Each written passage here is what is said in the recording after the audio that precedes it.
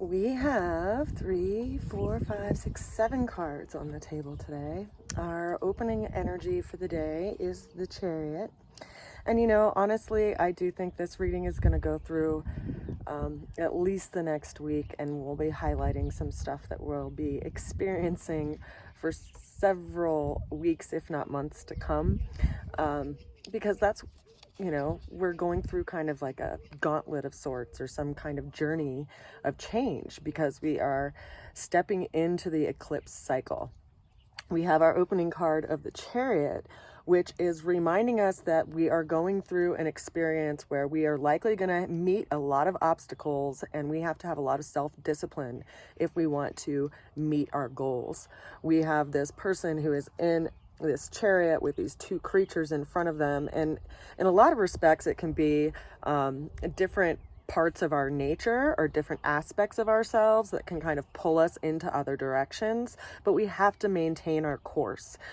This card is governed by the moon, and we are in a waning moon cycle right now. We're about to go into a new moon here in just a couple of days, and it'll also be a time of an eclipse cycle. The new moon is happening at 29 degrees of Aries, and it will be the second new moon that we have in Aries. Typically there's just one new moon in a sign per year, and we're going to have 2 new moons. This is the second new moon, and so in a lot of ways, because it's at the ending degree of Aries, it's representing some kind of ending, and eclipse cycles tend to bring about big endings and big new beginnings in our lives. And so consider right now that the moon just passed over Saturn, and Saturn is the planet of limitation and responsibility. So if you have gone through some kind of situation where there's been some kind of ending or some kind of obstacle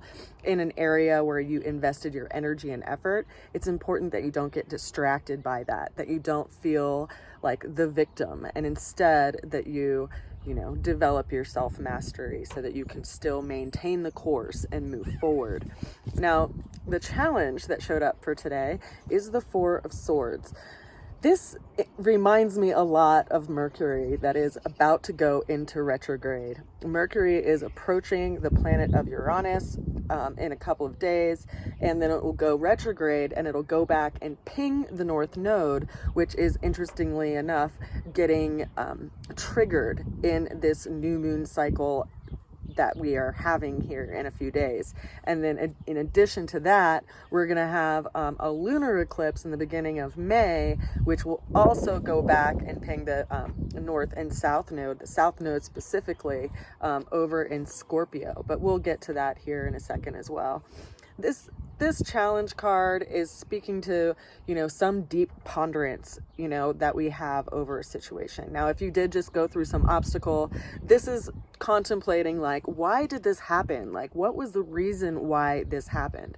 And it's showing up as a challenge because when we get stuck in the mind, in a lot of ways, we prevent our physical body from doing things, and us from actively putting our energy and effort towards something that's practical. So the way we get through that energy, of kind of contemplating some kind of loss, showed up as the 7 of Pentacles. Now, this is someone who is learning to have patience around a situation, but they also had something that it appears like got plucked a little too early from this bush here where all of these pentacles are growing. And so it's asking us to take account of the situation, and instead of looking at it as a total loss, like, what did we learn through the situation?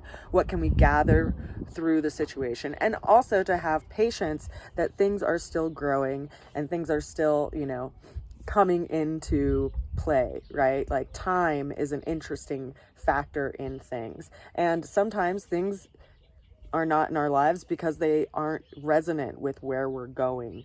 And I say that because the moon just went over Saturn, and Saturn just went into the sign of Pisces. So wherever you have Pisces in your chart, it's in one of the 12 houses of the natal chart system.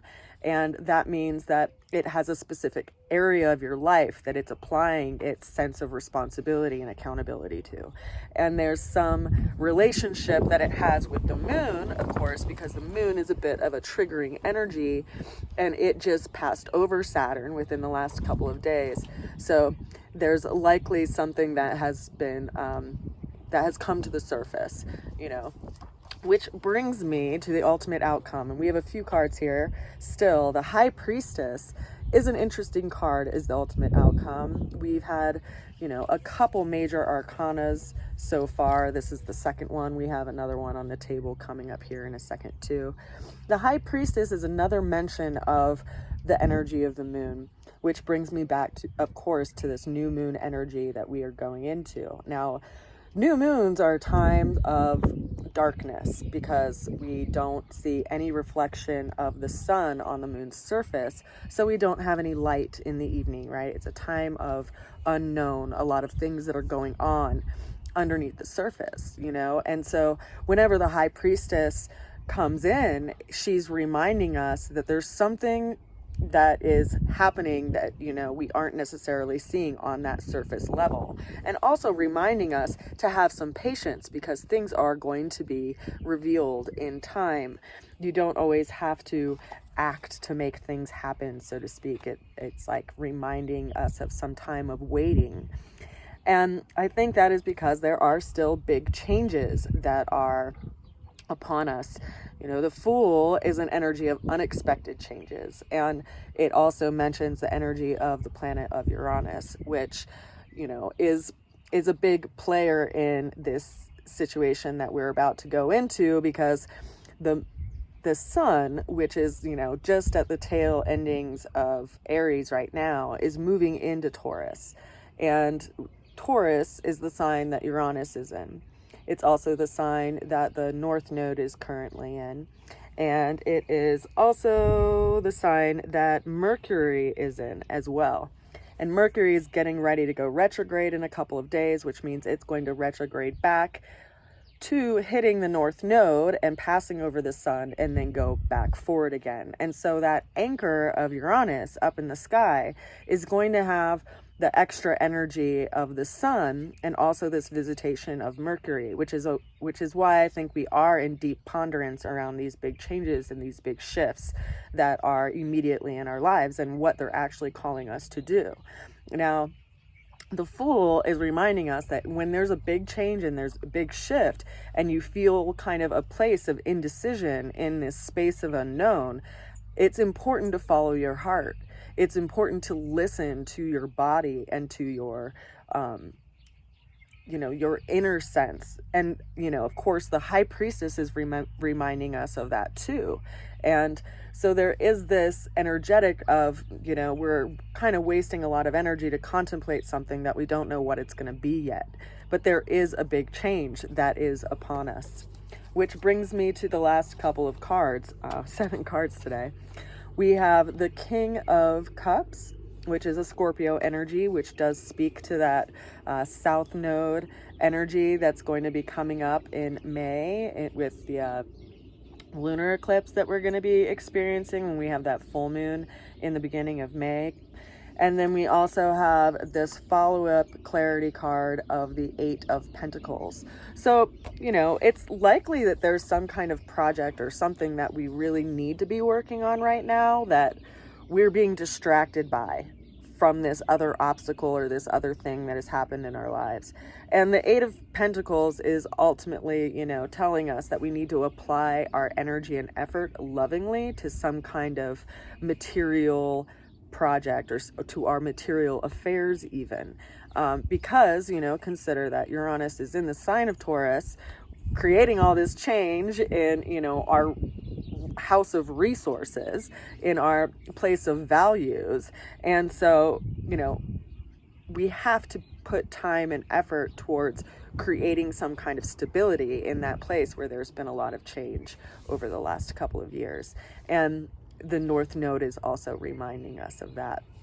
So, you know, lots of energy on the table today pointing at this eclipse cycle that we're stepping into, as well as this like interplay between, you know, Mercury and Uranus, and, you know, the lunar eclipse that's happening in May and the solar eclipse that's happening here in a couple of days. So trust the process. You know, if there is some big change or some big like shift, instead of focusing on like how hurt you are, or, you know, making sure your armor is extra thick, like focus on where you feel called to go and put your energy and effort towards that, because that's the more practical use of your energy and effort through these times of change. I send you a lot of love and a good wish, and I hope you are well. I'll see you again soon. Bye for now.